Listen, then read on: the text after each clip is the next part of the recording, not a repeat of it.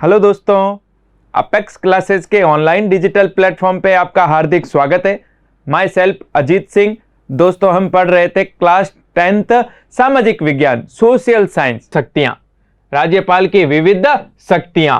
और राज्यपाल की ये जो विविध पावर है, शक्तियां है, इनका उल्लेख हमने पढ़ रखा है। इनका उल्लेख है अनुच्छेद 163/1। इसमें राज्यपाल के सारी पावर का उल्लेख किया गया है। राज्यपाल को दो तरह की पावर होती है। एक तो होती है ऐसी पावर जिसका प्रयोग राज्यपाल अपने विवेक से करता है, मन से करता है, बुद्धि से करता है, जो मतलब संविधान में लिखी हुई नहीं है। इसके अलावा राज्यपाल को जो शक्तियां हैं वो है संवैधानिक शक्तियां, कार्यपालिका शक्तियां। अनुच्छेद नंबर 154 बात की थी हमने कि राज्यपाल राज्य के समस्त कार्यपालिका शक्तियां राज्यपाल में निहित होगी। अब हमने बात एक और कर रखी है, आपको पता है, इसी अनुच्छेद 163 के अंदर एक बात लिखी हुई है, आप थोड़ा ध्यान देना दोस्तों।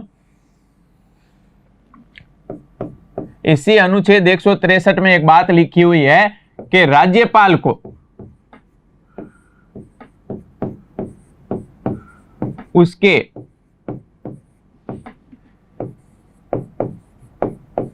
कार्यों में सलाह व सहायता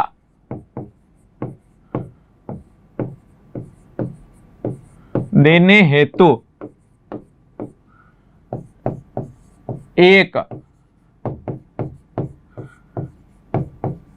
मंत्रिपरिषद होगी, जिसका मुखिया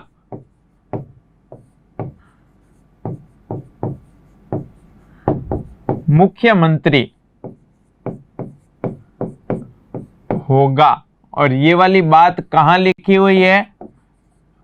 अनुच्छेद 163 ये बात लिखी हुई है कि राज्यपाल के, हमारे संविधान में राज्यपाल से यह अपेक्षा की जाती है कि राज्यपाल वो पावर जिनमें राज्यपाल अपने विवेक से काम करे, बुद्धि से काम करे, उनके अलावा जो कार्यपालिका शक्तियां हैं ना, जो संविधान देता है राज्यपाल को, उसमें राज्यपाल की विवेकाधीन शक्तियों को छोड़कर ऐसी शक्तियां जिनमें राज्यपाल से यह अपेक्षा की जाती है कि राज्यपाल अपने विवेक से काम करे, यानी वो राज्यपाल जहां पर राज्यपाल अपने मन से काम कर सकता है, उनको छोड़कर जो संविधान के अंतर्गत राज्यपाल को जो कार्यपालिका शक्तियां दी जाती है, उनमें कार्यपालिका शक्तियों में विवेक वाली जो शक्तियां है ना, उनको छोड़कर मन से काम कर सकता है, उनको छोड़कर अन्य में जितनी भी महत्वपूर्ण संविधान जो शक्तियां राज्यपाल को देता है, विवेक के अलावा जहां पर मन से कर सकता है वो तो संविधान में लिखी हुई है ही नहीं, उनके अलावा राज्यपाल को उसके कार्यों में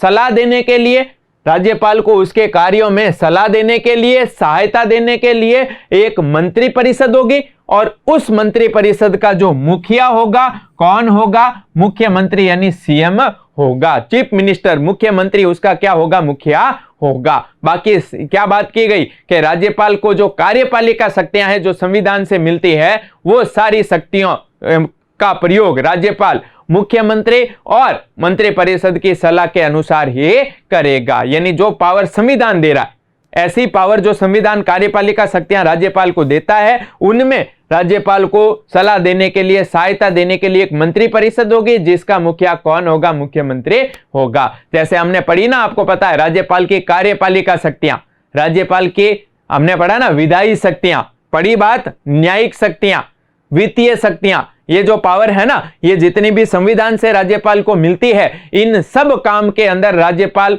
किसकी सलाह से काम करता है? मुख्यमंत्री और मंत्री परिषद के। मन से काम नहीं कर सकता। बाकी कुछ ऐसी पावर भी है विवेक वाली, विवेक का मतलब है बुद्धि, मन, जिसके अनुसार राज्यपाल काम कर सकता है। संविधान कोई नहीं देता, संविधान में राज्यपाल की विवेकाधीन शक्तियों का उल्लेख नहीं है, लेकिन विवेक वाली शक्तियां है, कुछ ऐसी शक्तियां भी है जब राज्यपाल से ये अपेक्षा की जाती है कि राज्यपाल विवेक का प्रयोग करके क्या करे, कार्य करे। ऐसे बहुत सारे अवसर आ सकते हैं। ध्यान देना दोस्तों, कुछ ऐसे राज्य हैं हमारे यहाँ पर जहां पर राज्यपाल को विवेकाधीन शक्तियां है, विवेक वाली शक्तियां प्राप्त है, बाकी ज्यादातर राज्यों में नहीं है। ध्यान देना, मैं कुछ राज्यों के नाम लिख रहा हूं।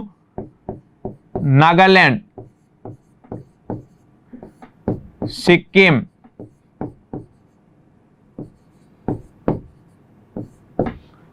असम,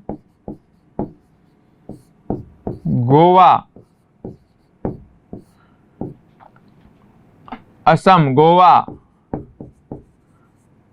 आंध्र प्रदेश, अरुणाचल प्रदेश,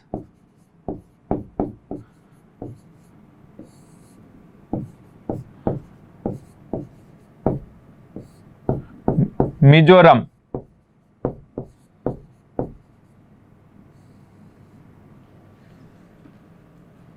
आदि। ये कुछ राज्य हैं जहां पर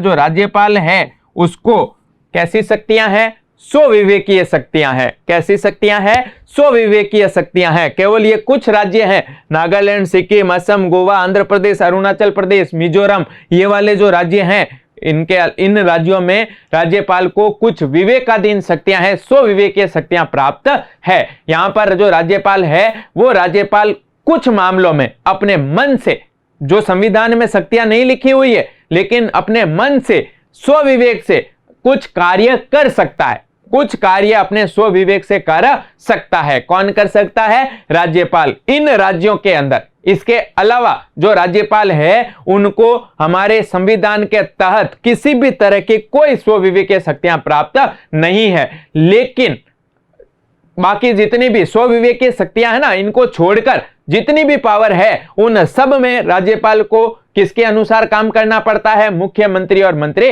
परिषद के अनुसार। अब ध्यान देना, हमारे संविधान के अंदर राज्यपाल जो है ना, उसके किसी भी तरह की स्वविवेकीय शक्तियों का संविधान में उल्लेख नहीं किया गया। संविधान में कहीं पर भी राज्यपाल के स्वविवेकीय शक्तियों का उल्लेख नहीं है। लेकिन कई बार ऐसा अवसर आ सकता है कि राज्यपाल जो है ना, कई बार ऐसा अवसर आता है कि राज्यपाल जो है ना, उसको अपने स्वविवेक से क्या करना पड़ता है, कार्य करना पड़ता है। किससे काम करना पड़ता है, अपनी बुद्धि से, अपने मन से काम करना पड़ता है। ऐसा कई बार अवसर आ सकता है। तो राज्यपाल को ऐसी कई परिस्थितियां हैं जब राज्यपाल अपने स्वविवेक का प्रयोग करता है, अपने मन से काम करता है, यानी किसके बिना, मंत्री परिषद और मुख्यमंत्री की सलाह के बिना काम करता है। कौन, राज्यपाल। उसको राज्यपाल की कैसी शक्तियां कहते हैं, स्वविवेकीय शक्तियां कहते हैं। जब राज्यपाल, ऐसे अवसर आए जब राज्यपाल अपने मन से काम करे। ऐसे कौन कौन से अवसर हैं, ध्यान देना दोस्तों। सबसे पहले तो कई ऐसे अवसर हैं। पहला, विशेष परिस्थितियों में मुख्यमंत्री का चयन।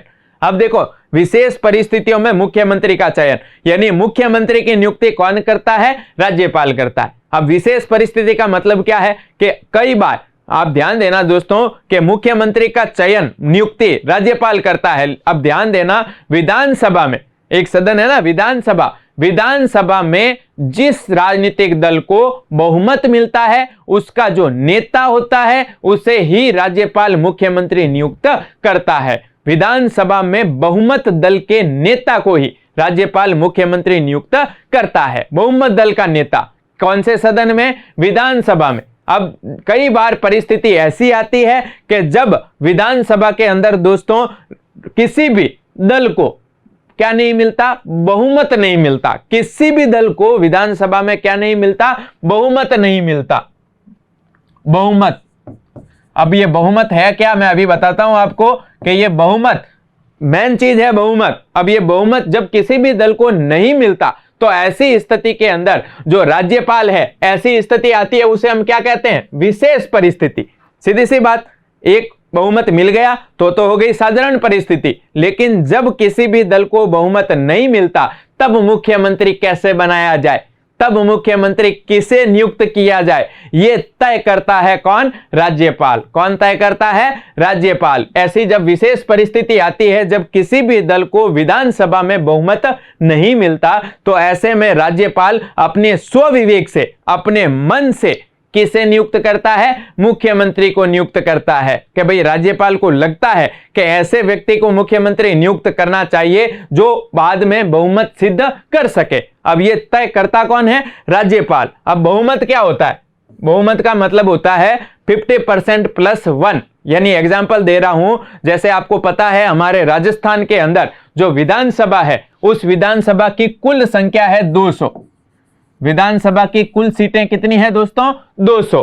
अब 200 सीटें हमारे विधानसभा की कुल है। अब उम्मीदवार आपको पता है जब चुनाव होते हैं, चुनाव के अंदर अलग अलग राजनीतिक दलों के उम्मीदवार खड़े होते हैं। अब एग्जाम्पल दे रहा हूं, जैसे हमारे यहां पर 2 प्रमुख दल है राजस्थान के अंदर, एक तो है भारतीय जनता पार्टी और एक भारतीय राष्ट्रीय कांग्रेस। ये 2 दल है। अब मान लीजिए दोनों दल चुनाव मैदान के अंदर है, अब उनके उम्मीदवार खड़े हुए, टोटल सीटें कितनी है? 200 है। अब 200 का बहुमत क्या होता है? यानी जिस राजनीतिक दल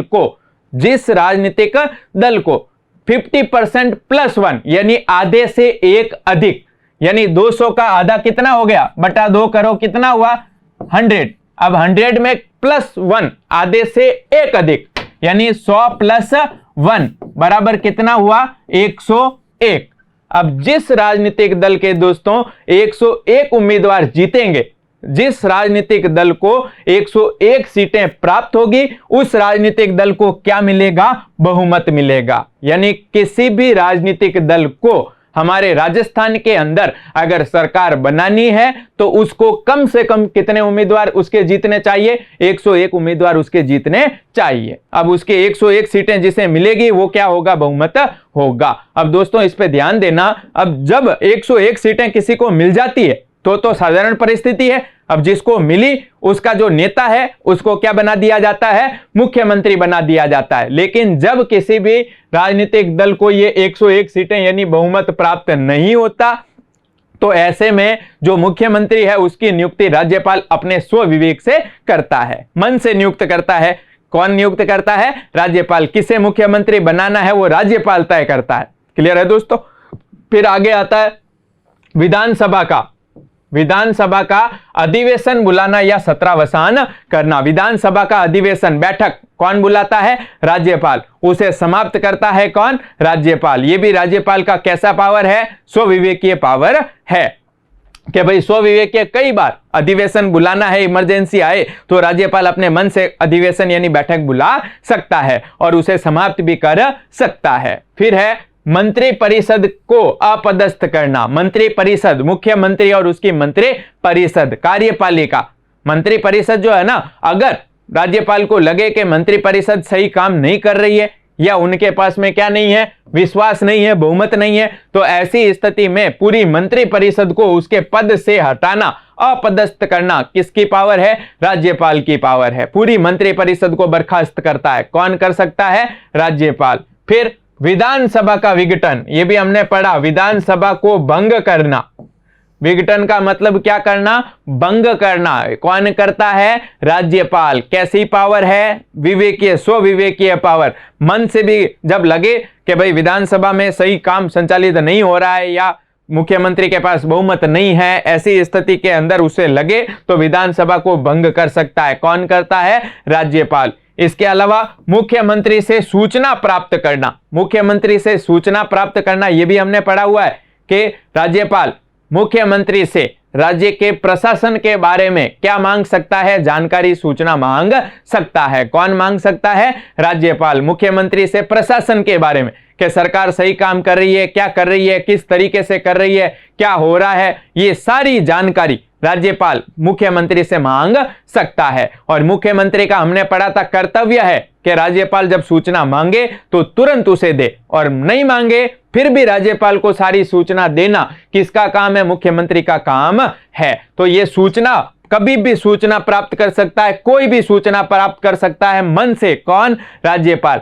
कभी भी राज्यपाल को लगे तो जानकारी मांग सकता है मुख्यमंत्री से। कौन? राज्यपाल। और मुख्यमंत्री का यह कर्तव्य है, इसका उल्लेख है अनुच्छेद नंबर मैंने आपको बताया भी था 167 मुख्यमंत्री का ये कर्तव्य है सूचना देना। अनुच्छेद 167 मुख्यमंत्री के कर्तव्यों के बारे में लिखा हुआ है। फिर चलते हैं आगे दोस्तों। नेक्स्ट आता है राष्ट्रपति को राज्य की संवैधानिक स्थिति के संबंध में रिपोर्ट भेजना। यह भी हमने पढ़ा है दोस्तों अभी अभी के अनुच्छेद नंबर 356 पढ़ा ना। राज्य के अंदर सरकार संविधान के अनुसार काम कर रही है नहीं कर रही है, तो ऐसी स्थिति में राष्ट्रपति को जानकारी देता है, सिफारिश करता है। कौन भेजता है जानकारी, रिपोर्ट? राज्यपाल के सरकार संविधान के अनुसार काम नहीं कर रही है। कहां पर? राज्य के अंदर। तो राष्ट्रपति को सूचना रिपोर्ट देता कौन है? राज्यपाल। किसके बारे में? राज्य के सरकार के बारे में कि सरकार संवैधानिक आधार पर शासन चलाने में क्या है? असफल है। तो इसकी जानकारी राष्ट्रपति को कौन देता है? राज्यपाल अपने मन से। नेक्स्ट आता है राज्य विधानमंडल द्वारा पारित किसी विधेयक को राष्ट्रपति की स्वीकृति हेतु भेजना। अब राज्य विधानमंडल द्वारा किसी भी पारित विधेयक को, अब देखो विधानमंडल विधेयक पारित करती है, फिर अंतिम स्वीकृति के लिए किसके पास आता है? राज्यपाल के पास आता है हस्ताक्षर करने के लिए। अब राज्यपाल के पास एक पावर है कि राज्यपाल विधानमंडल से पारित होकर के आया, क्लियर है, राज्यपाल के हस्ताक्षर के लिए अंतिम हस्ताक्षर राज्यपाल करता है। और राज्यपाल ऐसी स्थिति में जब कभी हस्ताक्षर के लिए आए तो राज्यपाल के पास यह अधिकार है स्वविवेक के मन से कि राज्यपाल हस्ताक्षर नहीं करे और उसे राष्ट्रपति की स्वीकृति हेतु भेज दे कि भाई मैं साइन नहीं करूंगा। पहले किसके पास भेज दिया? राष्ट्रपति के पास भेज सकता है। कौन? राज्यपाल के। राष्ट्रपति अगर परमिशन देगा तो मैं इसको आगे मंजूर कर दूंगा। किसकी परमिशन के लिए? राष्ट्रपति की परमिशन के लिए। विधेयक आया हस्ताक्षर के लिए, राज्यपाल ने हस्ताक्षर नहीं किए और किसके पास भेज दिया? राष्ट्रपति के पास भेज दिया। भेज सकता है कौन? राज्यपाल। ऐसा कर सकता है कौन? राज्यपाल। खुद हस्ताक्षर नहीं करके उस विधेयक को राष्ट्रपति की स्वीकृति हेतु भेज सकता है। कैसी पावर है? स्वविवेकीय मन से लगे साइन नहीं करके राष्ट्रपति को भेजना है तो भेज सकता है कौन? राज्यपाल। अपने मन से निर्धारित किस पर है? राज्यपाल पर। कि राज्यपाल ऐसी पावर है, मन से शक्ति का प्रयोग कर सकता है कि विधानमंडल द्वारा कोई विधेयक पारित हुआ तो राज्यपाल उसको राष्ट्रपति की स्वीकृति के लिए भेज सकता है। आया तो राज्यपाल के पास और राज्यपाल ने क्या कर दिया? राष्ट्रपति के पास भेज दिया। ऐसा कर सकता है कौन? राज्यपाल अपने मन से। फिर है विधानमंडल द्वारा पारित किसी विधेयक को स्वीकृति न देकर उसे पुनर्विचार के लिए लौटा देना। यह भी हमने पढ़ा था कि अंतिम हस्ताक्षर होते हैं। अंतिम हस्ताक्षर विधेयक पर अंतिम स्वीकृति यानी हस्ताक्षर कौन करता है? राज्यपाल करता है। अब देखो विधेयक आया हस्ताक्षर करने के लिए और हस्ताक्षर नहीं किए, हमने पढ़ा भी था कि आया साइन कर दिया, आया वापस लौटा दिया, साइन नहीं किए क्या कर दिया? वापस लौटा दिया। एक बार पुनर्विचार के लिए भेज सकता है। कोई विधेयक हस्ताक्षर के लिए राष्ट्रपति के पास आया और राष्ट्रपति ने हस्ताक्षर नहीं किए और उसे वापस विधानमंडल को लौटा दिया कि आप इस पर एक बार पुनर् विचार करें, पुनः इस पर एक बार विचार करें। अब हमने बात पढ़ी थी, ये वापस लौटा सकता है। ये किस पर निर्भर है? राज्यपाल पर। उसे लगे साइन नहीं किया और वापस भेज दिया। किसको वापस भेज दिया? विधानमंडल को। ये भेज सकता है कौन? राज्यपाल। लेकिन हमने क्या पढ़ा था? अगर दोबारा एक बार वापस भेज दिया पुनर्विचार के लिए और दोबारा अगर विधानमंडल उसे राज्यपाल के पास भेजे तो राज्यपाल को हस्ताक्षर करने ही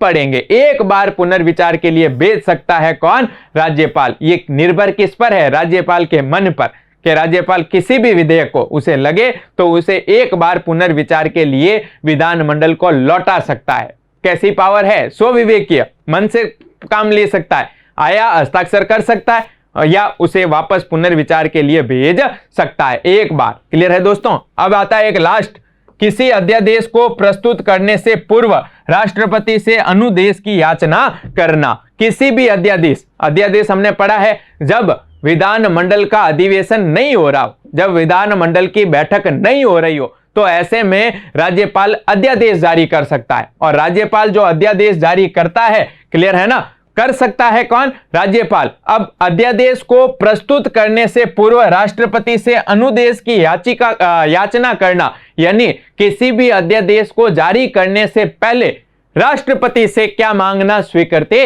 मांगना। अनुदेश की याचना मतलब कि राष्ट्रपति से परमिशन मांगना। अध्यादेश तो जारी राज्यपाल करता है, लेकिन उसके अध्यादेश के बारे में सूचना या स्वीकृति किससे लेता है? राष्ट्रपति से लेता है कि मैं ये अध्यादेश जारी कर रहा हूं, बैठक हो नहीं रही है विधानमंडल की, तो मुझे इसके बारे में अध्यादेश स्वीकृति चाहिए। अध्यादेश को जारी करने के लिए क्या चाहिए? स्वीकृति चाहिए। ये स्वीकृति किससे मांग सकता है? राष्ट्रपति से मांगता है। कौन मांगता है? राज्यपाल। ये भी राज्यपाल की कैसी पावर है? स्वविवेकीय पावर है। तो ये कुछ ऐसी परिस्थितियां हैं दोस्तों जब राज्यपाल अपने स्वविवेक की शक्ति का क्या करता है? प्रयोग करता है, अपने मन से काम करता है। क्लियर है दोस्तों? जब वो मंत्री परिषद और मुख्यमंत्री की सिफारिश के बिना काम करता है, सलाह के बिना काम करता है, ऐसी पावर है ये स्वविवेकीय पावर, जो किसको प्राप्त होती है? विशेष परिस्थितियों में वो राज्यपाल को। कुछ ये सारे अवसर हैं जब राज्यपाल अपने मन से काम कर सकता है। क्लियर है दोस्तों?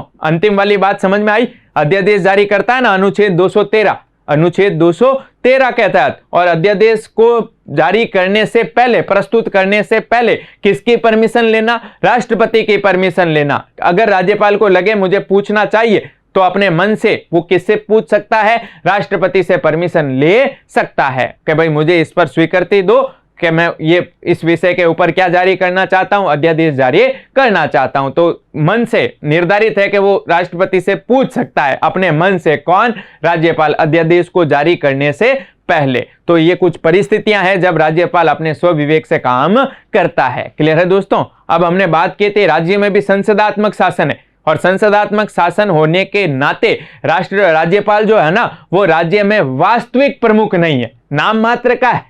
बात की थी ना हमने, वास्तविक जो प्रमुख है वो है मंत्री परिषद और मुख्यमंत्री। वास्तविक कार्यपालक राज्यपाल नहीं है। कहां पर? राज्य में। लेकिन राज्य के शासन के अंदर, राज्य की जो सरकार है ना, उसके अंदर एक महत्वपूर्ण भूमिका है किसके? राज्यपाल की। राज्य के शासन के अंदर एक महत्वपूर्ण भूमिका निभाता है कौन? राज्यपाल। खाली नाम का नहीं है। ऐसे एक बात पढ़ी ना हमने कि नाम मात्र का प्रमुख है राज्यपाल।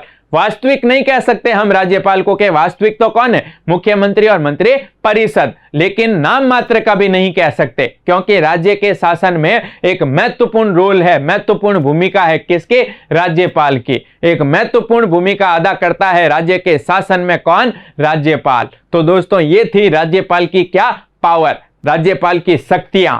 सारी महत्वपूर्ण जो राज्यपाल को पावर है राज्य में, वो सारी हमने इसमें अध्ययन की। सारी शक्तियों के बारे में हमने पढ़ा दोस्तों। कार्यपालिका शक्तियां, विधायी शक्तियां, वित्तीय शक्तियां, न्यायिक शक्तियां, और फिर अन्य शक्तियां, और ये सारी विविध शक्तियां। क्लियर है? तो राज्य के अंदर एक महत्वपूर्ण भूमिका है किसके? राज्यपाल की। है तो नाम मात्र का प्रमुख कहलाता है, लेकिन नाम मात्र का नहीं है, उसकी बहुत महत्वपूर्ण भूमिका है राज्य की सरकार में किसके? राज्यपाल की। वास्तविक कौन है राज्य के अंदर? मुख्यमंत्री और उसकी मंत्री परिषद। क्लियर है दोस्तों? तो ये था हमारे राज्यपाल। क्लियर हुआ? अब नेक्स्ट में आगे जो हम बात करेंगे दोस्तों, वो पढ़ेंगे वास्तविक कार्यपालिका। अभी हमने राज्यपाल पढ़ा नाम मात्र के रूप में, अब है वास्तविक कार्यपालिका जो हम नेक्स्ट मीटिंग में करेंगे। थैंक यू दोस्तों। सब्सक्राइब करें हमारा apex classes edutech YouTube channel, साथ ही बेल आइकन को क्लिक करना बिल्कुल ना भूलें, ताकि आगे आने वाले सभी यूट्यूब वीडियोस की अपडेटेड नोटिफिकेशंस सबसे पहले आपको मिले। Apex classes edutech, subscribe now.